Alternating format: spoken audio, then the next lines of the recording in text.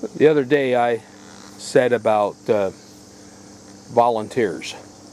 This cherry tree was planted in the wrong spot. Sometimes I let nature take care of itself, and things grow where they like it, and survive where they like it. And other things, well, they just happen to come up in the wrong spot. Well, cherry trees, some of them can get quite large, and it was in the wrong spot. So I dug him out, and I put him in this bucket, and you can see the light colored leaves are the newer growth, young growth, and he's a little small to bud graft today, but I thought I would start by showing you things that happen in nature. That this cherry tree cost me nothing other than the soil I have, or the soil I have in the bucket, and I could have used ground, but the ground here is so poor, I wanted to give it every advantage I could. So I use a potting mix that I get in bales.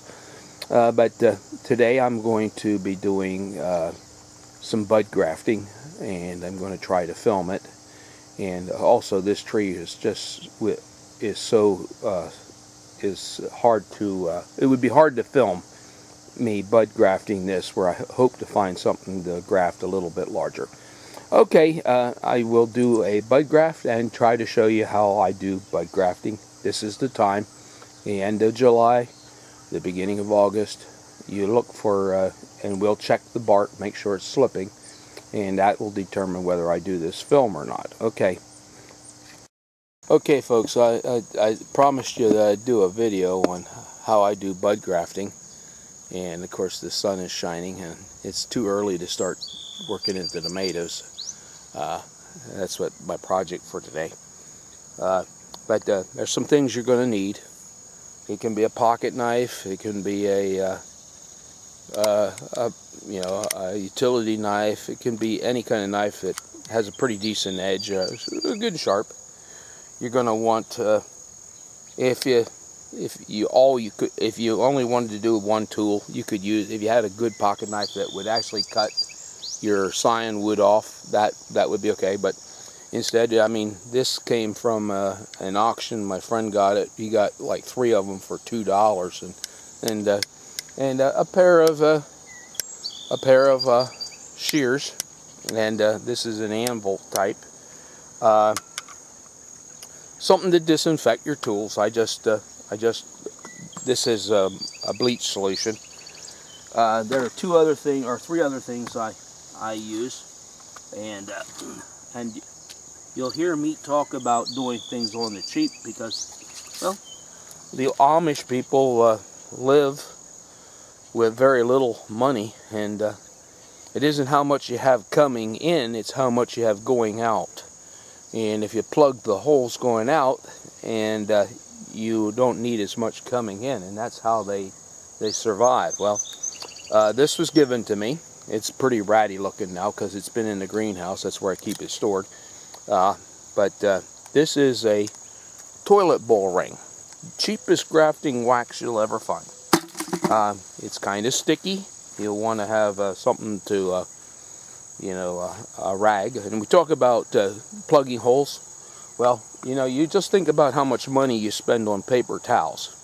Well, the Amish and the Old Order Mennonites, they don't use paper towels for the most part. They use wash rags and towels, and when they're dirty, they launder them, and they use it over and over and over again. And if you could just stop the amount of money you spend for paper towels, just imagine how much money you would save. And growing up, talk about saving money, we grew up without toilet paper. We always had the old catalogs and newspapers that people gave us, and that's what a lot of them use. But anyway, we need to, I have a roll of parafilm. That's I was able to get this at, I think, $2, almost $3 a roll. Cost more for the postage, I think, than it did for the thing, but that's optional. You can do grafting without. And then some old rubber bands. Who doesn't have rubber bands that are people are throwing away or giving away. So these are some rubber bands, knife, something to seal it, and basically you could get by with a knife, but you'd have to kind of chop the limb off. Now this limb is in the middle of the tree, and I'm going to take him out because he's in the wrong spot. So I cut him off. Now I disinfected my tool. Then what I do is you just cut the leaflets up, leaving yourself a little handle, and you want the nicest buds. Up towards the end, the buds might be a little weaker, but I like to mix my trees up. I go take something from one tree and put it on the other, because if a tree dies, I still have my pollinators. And most trees, a lot of trees require a second of a suitable. You have to make sure it's suitable. You can't just plant two trees. You make sure you have the right pollinators, and then graft it, bud it. Now the thing about bud grafting over cleft grafting, like I did this spring, is that I have to wait till next year in most cases to see if this took or not. So I'm going to go to the other cherry tree. Now remember, you have to graft cherries to cherries or to a same family. There are rootstocks that some things, it's in the same family, but it's quite diverse. And cherries, peaches, plums, they all have pets, and some of them you can use a rootstock and they will actually take, even though they seem a little bit diverse, they're still in the same genus. So we're going to turn this off. We'll go to the other tree and I'll do a couple bud grafts. Okay, one of the first, I met the other cherry tree, and one of the first things I want to check for is to see if the bark slips, because that's going to be important. And I'm going to want to look for an area that has kind of a, well, you can see these buds are here. I'll drop some of my rubber bands, and I'm going to put that stuff out of the way, put my bud stick down. And so the first thing I want to do is I want to check to see if the bark slips. So I'm going to make a slight cut here. That's, I don't know if you can see that or not. It's crosswise. And then to go to the middle of that cross cut, and then make one that goes down the limb in the shape of a T. Now if it slips, it should easily lift up. Now, I don't want to tear it. I just want to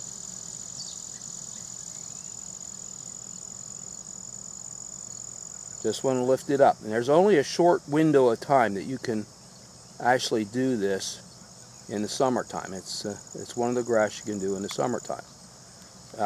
Now they do make a knife for doing this. It has a kind of a, they're quite expensive, and it's a bud grafting knife. And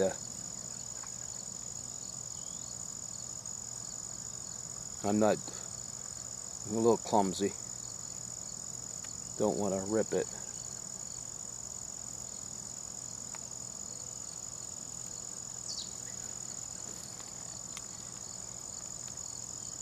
Okay, I'll pause it, and when I get it ready, I'll show the next step.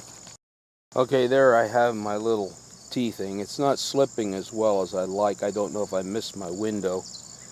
I didn't check at the end of July, but I didn't have any. I did so much cleft grafting earlier in the spring, and now the next step is take your bud stick, find a nice bud. I don't know if you can see that there. There's a real nice fat bud there, and I go up above it, and you want to be careful that you don't cut yourself, and you want to go behind him, whoops, and kind of take him off.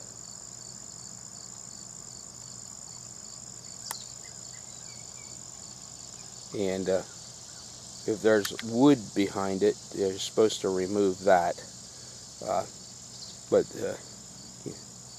cherry buds are so fragile.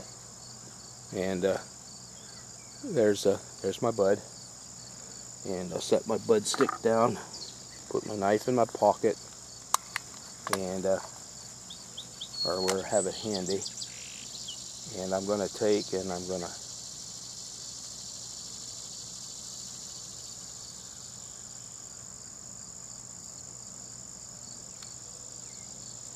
put him in there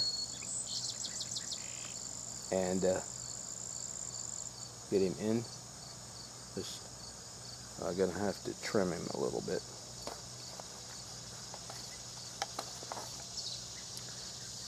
A little long.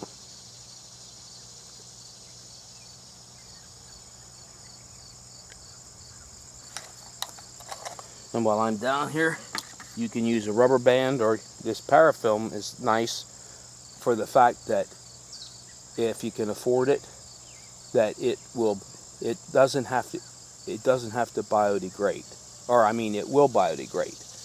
The rubber bands, rubber bands, electrical tape. Oh, there's a number of things you can use that you'll have to come out as this heals and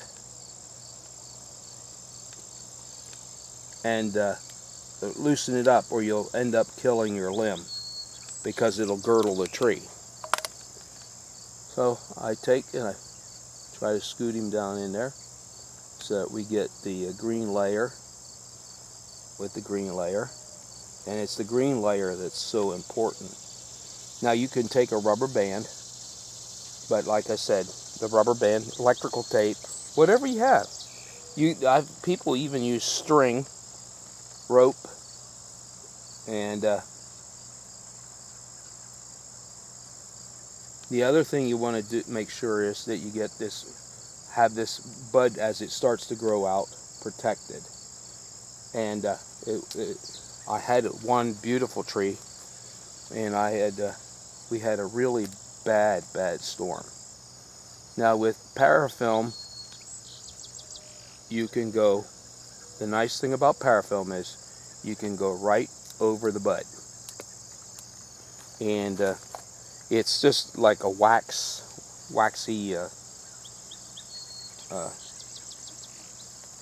waxy kind of a clear paper, I guess, but it's semi-transparent, and you just go over your bud.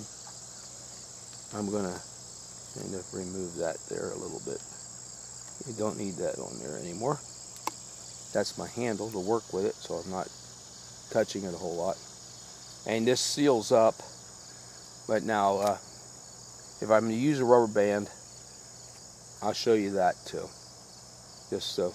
But this actually seals, biodegrades, and I don't have to worry about it. Now with the rubber band, I should have brought some string along so I could show you using the commode ring. The new commode ring. You don't want to use used stuff. That's dirty. I guess you could if you were really desperate, but what you need to do, what you want to do is close this up, and so when you start your rubber band, you kind of fold him up and you keep tension on it. I don't know if you can see that or not when you're banding, but you go below and you just kind of bring him up and fold him. Then you keep tension on it, go across your thumb, and now it's locked. And what we do is we don't want to go right on our bud, but we want to go up against our bud, which is right at the end of my thumb. And you just pull that together, and this will keep traction. Tensile type of traction. This is a pretty stout rubber band. And now the thing with this rubber band, I'm going to leave this on.